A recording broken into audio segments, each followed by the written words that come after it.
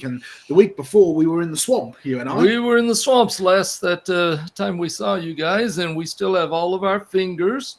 But we left from there to go on quite a trip. And Joe, you can call up the first thing that you've got there. Well, you're going to show this. I will show this first. What we did was we went to the Tucson Fossil and Gem Show. And I was really interested in buying a lot of living fossils and adding to our collection here on living fossils. And so, I've got some different things that we have bought. But the show is just really amazing. This was my first time to it. It's a fossil and gem show.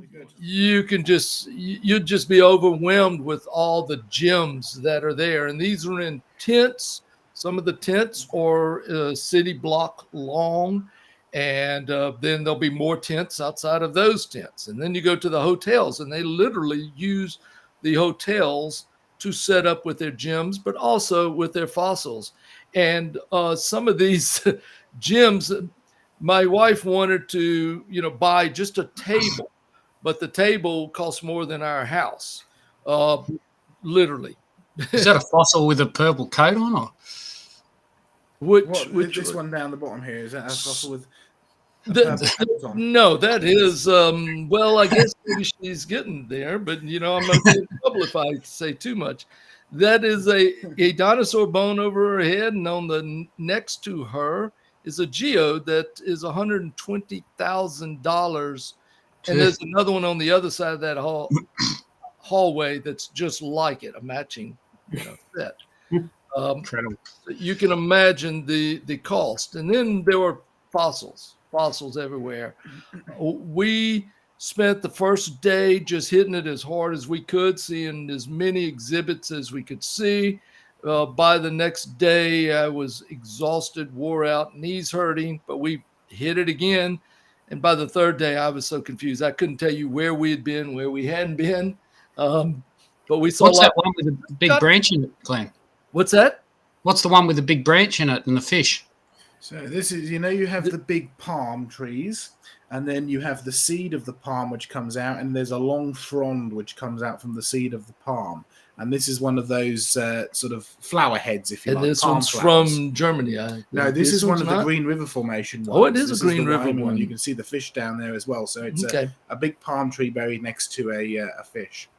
Which was really, great to go to that exhibit because we met the owners of this quarry who I'd been to their quarry before, and we had plans on going in August. So it was good connections to make.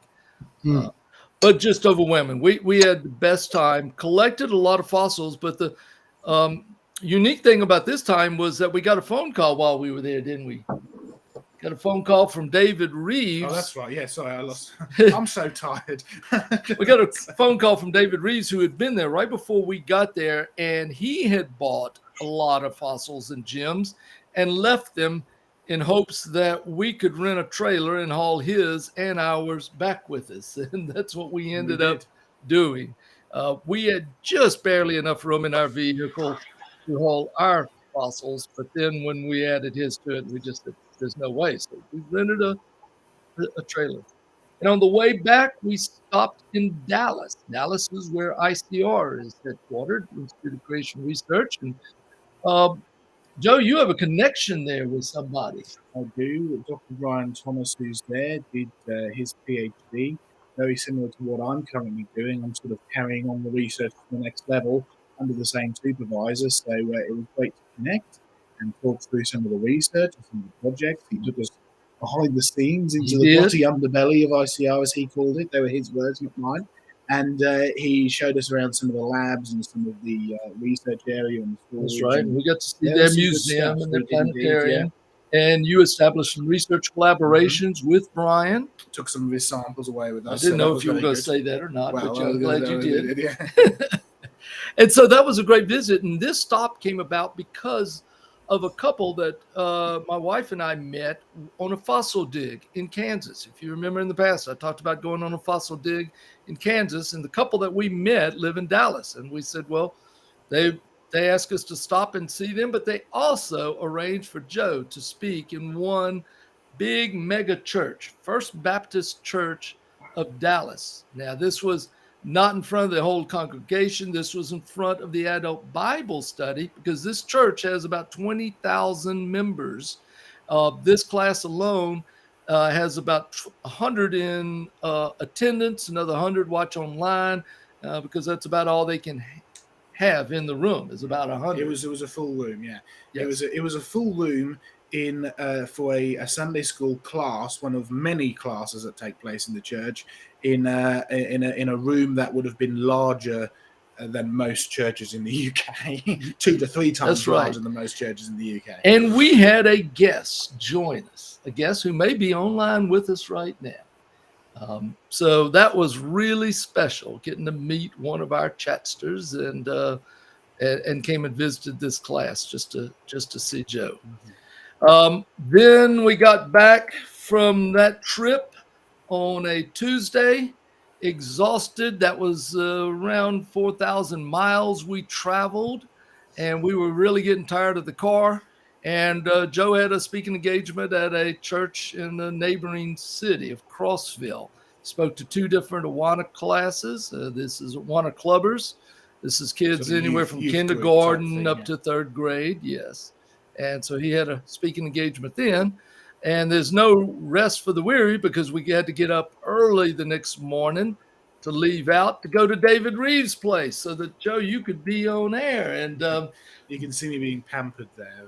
yeah, Joe's Proud. been recorded on television for David Reeves many times. So he knew this was coming up, but he didn't tell me, because I was going to do my first recording. And I had to also do this, sit in a chair and let them powder our face, get us ready for TV. You didn't tell me that was going to happen. They offered you lipstick, but you refused. I so don't know refused. why Do you it want to was- show them the yeah. video of the recordings?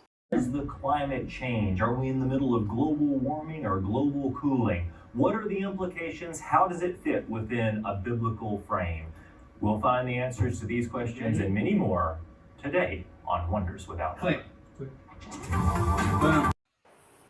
I think it played. That's just the behind the scenes of David Reeves' studio, where he records various shows. That one was the Wonders Without Numbers. And there was the other one that was more of a podcast, more of a relaxing. So we had 2 recordings of the podcasts, and that is Changing the Narrative, and 1 recording of Joe. But the big event was that night. But before the big event, we got to go to his planetarium, which was really amazing. But not only because of the planetarium, but I don't know if you can see at the bottom of this picture. Bottom of this picture, there are 2 little, I don't know, podiums standing up. Well, those are Tesla devices that fire off electricity across the room, and they don't allow people to sit on the first 3 rows because it's too charged. It would get a little million dangerous. volts of electricity Shooting. that shoots out. Yes. It's a sight to behold, I have to say. And they capture the electricity. They then play a song with the electricity that's going between those 2. It's really amazing. And then that night, Joe was a keynote speaker at the Wonder Center. And he spoke on a subject that, we wouldn't think in America would be very popular, and that is history. David Reeves said there were supposed to be 300 people signed up, but expect about 50% attendance. Well, he said, I took this picture long before we started, and ended up being over 250 people there to hear Joe. That bottom section was full by the end. It was full. And then after his talk, which was recorded, it was shown live, but it was also recorded and will be showing on the Genesis Science Network. Then there was a Q&A. And by the time we got back to the hotel room, Joe was just exhausted. I know I was, and I didn't have to speak like he did. But there's no rest for the weary, because on the drive back, we had to stop at a radio station just outside of Nashville and Smyrna. And we were live on the air this morning.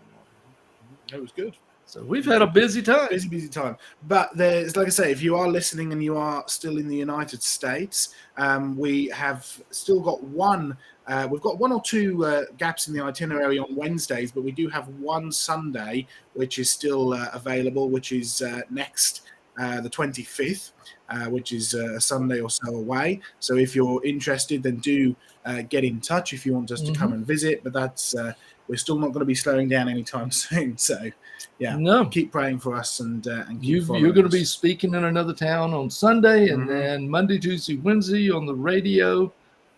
So it's a full itinerary.